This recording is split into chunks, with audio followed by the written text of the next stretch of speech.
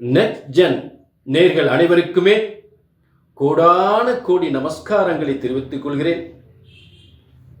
இந்த சேனலுக்கு ஆதரவு கொடுத்த உங்கள் அனைவருக்குமே கோடான கோடி நன்றிகளையும் தெரிவித்துக் கொள்கிறேன். தொடர்ந்து நல்ல ஆதரவு கொடுங்க, சரிங்களா? சப்ஸ்கிரைப் பண்ணுங்க, ஷேர் பண்ணுங்க. இப்ப இந்த பிரபஞ்சத்தில் ஒவ்வொரு மனிதனுடைய ஒவ்வொரு பிறவியினுடைய கர்மயோக கணக்குகளை, ஒவ்வொரு மனிதனுடைய ஒவ்வொரு பிறவியின் கர்ம கணக்குகளை பிரம்மனால் கணிக்கப்பட்டு கணக்குகள் எழுதப்பட்டு அவர் ஏட்டில் எழுதப்படுகிறது.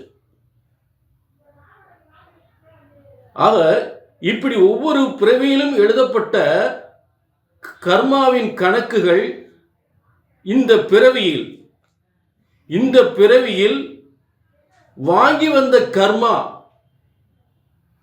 வந்த கர்மாவின் பலன்களையும் பரிகாரங்களையும் பிரம்மனால் எழுதப்பட்டதான் உங்கள் தலையெழுத்து. ஆக இப்பிறவியின் முழு யோகங்களை பிரம்மனால் எழுதப்பட்டது. அதுதான் பிரம்ம வேத ஜோதிட சாஸ்திரம். ஒரு ஜோதிடத்தின் பலன், ஒரு ஜோதிடராகிய நான் சொல்லக்கூடிய பலன் சரியாக நடக்கவில்லை என்றால், ஒன்று உங்கள் ஜாதகம் தவறாக இருக்க வேண்டும், இல்லை என்றால் சொல்லக்கூடிய ஜோதிடர் நான் தவறாக இருக்க வேண்டும். இங்கே பிரம்மாவின் கணக்குப்படி உங்கள் கர்மாவின் யோக பலன்களை, மறைந்த யோக பலன்கள், மறைந்த கர்மாவை கணக்கீடு செய்து உங்களுக்கு பலன்கள் வழங்கப்படுகின்றன. ஆக பிரம்மனால் எழுதப்பட்ட ஜோதிட சாஸ்திரம் ஒருபோதும் தப்புவதில்லை, தவறுவதில்லை. ஆக பிரம்மன் படைக்கப்பட்ட உங்கள் தலையெழுத்தை சரியாக கணித்தால் சரியாக நடக்கும். இப்ப இன்னைக்கு என்ன பார்க்க போறோம் அப்படின்னா, மார்ச் மாதம். இந்த மார்ச் மாதம் பஞ்சம கிரகங்கள், 5 கிரகங்கள் கும்பத்தில் இருக்கக்கூடிய ஒரு சிறந்த யோகமா பாதகமா என்ன செய்ய போகின்றது என்பதை, இந்த 5 கிரகங்கள் கும்பத்தில் இருக்கக்கூடிய யோகத்தை இந்த மார்ச் மாத பலன்களாக பார்க்க போகின்றோம். சரிங்களா? ஆக இது ஒரு பொதுவான பலன். உங்க தனிப்பட்ட ஜாதகத்தை பார்க்கணும்னா அதுதான் உங்களுடைய கர்மா, அதுதான் பிரம்மன் எழுதிய கர்மா. அதை பார்க்கணும்னா கீழே நம்பருக்கு நோட் பண்ணிங்க, ஒரு அப்பாயின்மெண்ட் வாங்கிக்கோங்க. இப்போ எல்லா ராசிக்குமே அந்த பஞ்சம கிரகங்களுடைய யோக சக்தி மார்ச் மாத பலன்களாக 5 கிரகங்கள் சேர்க்கை அப்படின்னு சொல்லக்கூடிய மார்ச் மாத பலன்களை பார்ப்போம். கடகம், காலபுருஷ தத்துவத்திற்கு 4ஆம் இடம். இந்த கடகத்திற்கு இந்த பஞ்சம கிரகங்கள் 5 கிரகங்களுடைய ஒன்று சேர்க்கை, ஒன்றாக இணைந்த 5 கிரகங்களுடைய யோக பலன்கள், 5 கிரக சேர்க்கை என்பது எந்த இடத்துல இருக்குன்னா, அட்டமஸ்தானம் என்று சொல்லக்கூடிய 8ஆம் இடம். 8ஆம் இடம்னா அப்படியே ஒரு பயந்துராதீங்க. 8ஆம் இடம் என்பது சாதாரண இடம் கிடையாது. 10ஆம் இடத்திற்கு தொழில் ஜீவனஸ்தானத்திற்கு லாபஸ்தானம். 10ஆம் இடத்திற்கு லாபஸ்தானம் தான் 11ஆம் இடம். 10ஆம் இடத்துக்கு 11ஆம் இடம். அப்ப இவங்க ஒரு அரசியல், ஒரு அரசாங்கம், ஒரு செய்கின்ற தொழில், பெரிய பிசினஸ், வியாபாரம் எதுவாக இருந்தாலும் அதற்கு மிகப்பெரிய வெற்றி ஏற்படுத்தக்கூடிய ஒரு இடம் தான் 11ஆம் இடம். அப்ப அந்த 11ஆம் இடம், அதாவது 10ஆம் இடத்துக்கு 11ஆம் இடங்க, 10ஆம் இடத்துக்கு 11ஆம் இடம், அந்த இடத்துல இத்தனை கிரகங்கள் சேர்க்கை இருந்தால் ஒரு மிகப்பெரிய வெற்றி அடையக்கூடிய ஒரு யோகம் கடகராசிக்கு, மிகப்பெரிய வெற்றி. ஆனா என்ன, 2ஆம் இடத்துல கேது இருக்கிறதுனால கொஞ்சம் பேச்சில் கொஞ்சம் கவனத்தை எடுத்துக்கணும். அதுல மட்டும் கவனத்தை எடுத்தாச்சுன்னா மிகப்பெரிய வெற்றி. சரி, இப்ப சூரியன் வாக்குஸ்தானாதிபதி, பேச்சாற்றல், அரசாங்க, அரசியல், இதன் மூலம் ஒரு பதவி தரக்கூடியவர். அவர் சூரியன் அங்கே இருக்கார் 8ஆம் இடத்துல. கம்யூனிகேஷன் இருந்தாலும் சரி, ஐடி துறையில் இருந்தாலும் சரி, அரசியல் இருந்தாலும் சரி, அரசாங்கத்தில் இருந்தாலும் சரி, ஒரு கடகராசிக்கு மிகப்பெரிய யோகம், மிகப்பெரிய பதவி யோகம், மிகப்பெரிய வருமானம் தரக்கூடிய யோகம்.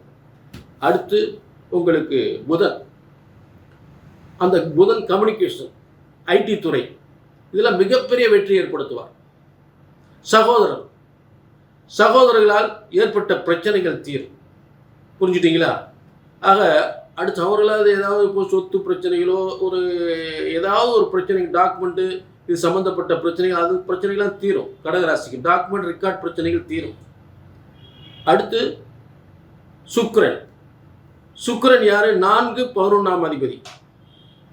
அப்ப 4ஆம் இடம் வீடு, வாசல், சொத்து, சுகம், வாகன யோகம், பயணங்கள், சரிங்களா? இது சம்பந்தப்பட்ட ஒரு மிகப்பெரிய யோகத்தை ஏற்படுத்தக்கூடிய அந்த கர்மாவை சொல்லக்கூடியவர்.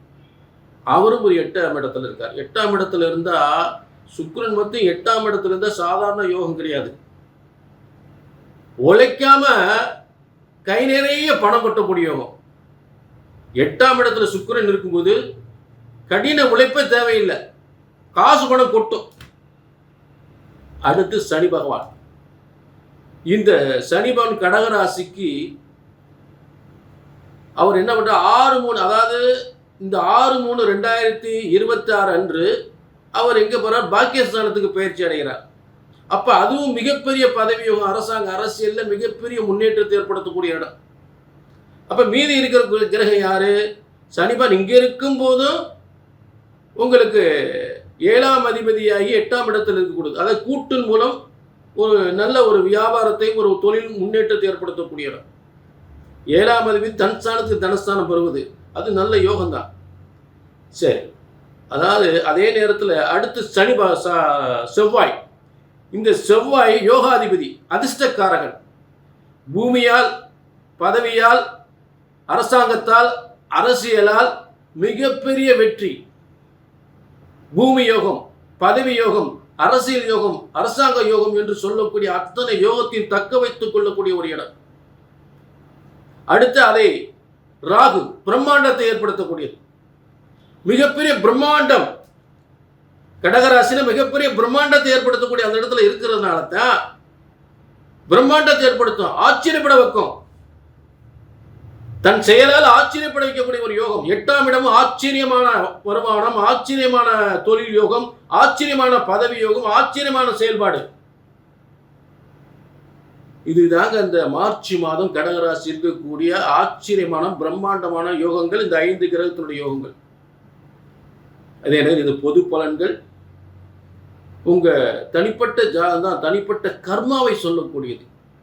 அதனால அதை தெரிஞ்சுக்கணும் அப்படின்னா கீழே நம்பருக்கு நோட் பண்ணிக்க, ஒரு அப்பாயின்மெண்ட் வாங்கி.